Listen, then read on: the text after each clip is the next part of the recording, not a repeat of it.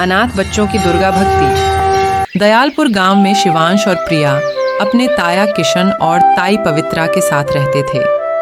उन दोनों के माता पिता का देहांत रोड एक्सीडेंट में हो गया था। जहां किशन बच्चों को बेहद प्यार करता था, तो वहीं पवित्रा उनके साथ बहुत बुरा बर्ताव करती थी। एक दिन प्रिया घर के बाहर अपनी सहेलियों के साथ खेल रही थी। तभी पवित्रा उसको आवाज लगाते हुए कहती है, अरे ओ प्रिया, कहाँ मर गई? जब देखो तब खेलती रहती है। घर का काम क्या तेरा बाप करेगा? ताई जी, मैंने घर का सारा काम खत्म कर लिया है। काम खत्म हो गया है तो रात के खाने की तैयारी कर ले, तेरे ताया आते ही होंगे। तभी शिवांश वहां आ गया। पवित्रा ने उसे भी डांटते हुए कहा, क्यों रे, कहाँ घूम रहा था? कभी घर पर भी टिक जाया कर। ताई जी, मैं पास वाले दुर्गा माँ के मंदिर गया था। मंदिर जाने की क्या जरूरत थी? खेत पर चला जाता अपने चाचा का हाथ बटाने, उन्हें भी कुछ आराम मिल जाता। हाँ ताई जी, पहले खाना खा लूं, फिर चला जाऊंगा। पर खाना तो खत्म हो गया, अब रात को ही मिलेगा। शिवांश बिना कुछ खाए भूखा ही खेत पर जाने के लिए निकल गया।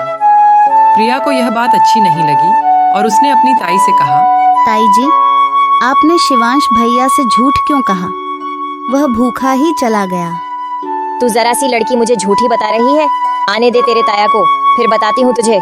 शाम को जब किशन घर आए, पवित्रा ने उनके कान भर दिए, जिससे किशन ने शिवांश और प्रिया को घर से बाहर निकाल दिया।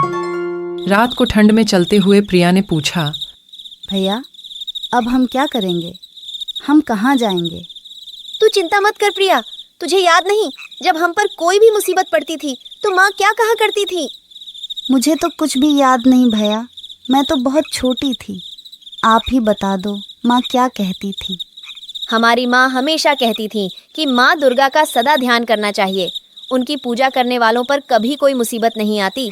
चल, अब हम सीधा माँ दुर्गा के मंदिर चलते हैं। दोनों बच्चे भूखे प्यासे रात को मंदिर में जाकर सो जाते हैं। अगले दिन सुबह पंडित ने उन्हें देखा तो उन दोनों से पूछते हैं, अरे तुम लोग यहाँ कैसे आए? फिर वो दोनों अपनी सारी कहानी पंडित जी को बताते हैं। वो सब तो ठीक है बच्चों, पर कोई भी तुम्हें मंदिर में रहने नहीं देगा।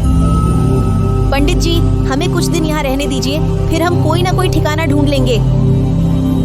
पंडित जी ने उन्हें मंदिर के पीछे अपनी कुटिया में कुछ दिन रहने की अनुमति दे दी। इसके बाद शिवांश और प्रिया पंडित जी की कुटिया में ही रहने लगे। शिवांश और प्रिया पूरी लगन और सेवा भावना से मंदिर में सेवा करते और पूरे मंदिर की साफ सफाई करते। ऐसे ही कुछ दिन बीत जाते हैं। एक रात शिवांश के सपने में माँ दुर्गा आती है और उससे कहती हैं, तुम दोनों भाई बहन की भक्ति से मैं बेहद प्रसन्न हूँ। अभी तुम दोनों को बहुत सारे कार्य करने हैं, माता पिता का नाम रोशन करना है, इसीलिए कल सुबह होते ही अपनी बहन को लेकर उत्तर दिशा की ओर चलते रहना, तुम्हें तुम्हारी मंजिल मिल जाएगी।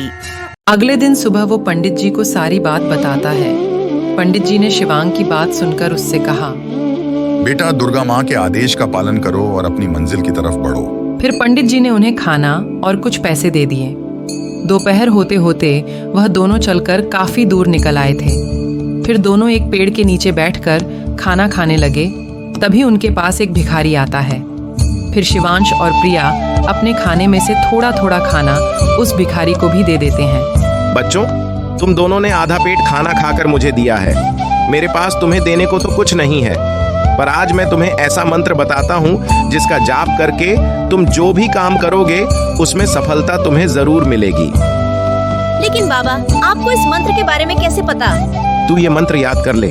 माँ दुर्गा ने तेरे सपने में आकर क्या कहा था, उसे याद रखना। आप इस बारे में कैसे जानते हैं बाबा कि दुर्गा माँ मेरे सपने में आई थी और उन्होंने क्या कहा था? तभी वह भिखारी हनुमान जी के रूप में प्रकट हो गए और बोले, जय श्री राम। बच्चों, माँ दुर्गा के आदेश अनुसार मैं हमेशा तुम लोगों के साथ रहूंगा और तुम दोनों के ऊपर कोई कष्ट नहीं आने दूंगा। इतना कहकर हनुमान जी अंतर्धान हो जाते हैं। कुछ दूर आगे चलने पर एक गांव आता है, जहां एक दुकान के बाहर हेल्पर की आवश्यकता है का नोटिस लगा हुआ होता है। ये देखकर शिवांश और प्रिया उस सेठ की दुकान में काम करने लग जाते हैं। शिवांश जहां कपड़े बेचने का काम करता है, वही प्रिया उसी दुकान में साफ सफाई का काम संभाल लेती है। कुछ समय बाद थोड़े थोड़े पैसे जमा करके शिवांश और प्रिया खुद की कपड़ों की दुकान खोल लेते हैं और माँ दुर्गा की कृपा से उनकी दुकान दिन दुगनी रात चौगुनी तरक्की करने लगती है। दोनों भाई बहन की दुकान से होने वाली मोटी कमाई से उन्होंने एक बड़ा सा घर खरीदा और उसमें माँ दुर्गा का बड़ा मंदिर बनवाया। वे नियमित रूप से माँ दुर्गा की भक्ति करते और भंडारे का आयोजन करते। उनकी मेहनत और भक्ति से वे उस गांव के सबसे धनी लोगों में गिने जाने लगे। तो दोस्तों, भगवान पर विश्वास और मेहनत से हर मुश्किल हल हो सकती है। हमारे चैनल को सब्सक्राइब करें और वीडियो को लाइक और शेयर करना न भूलें।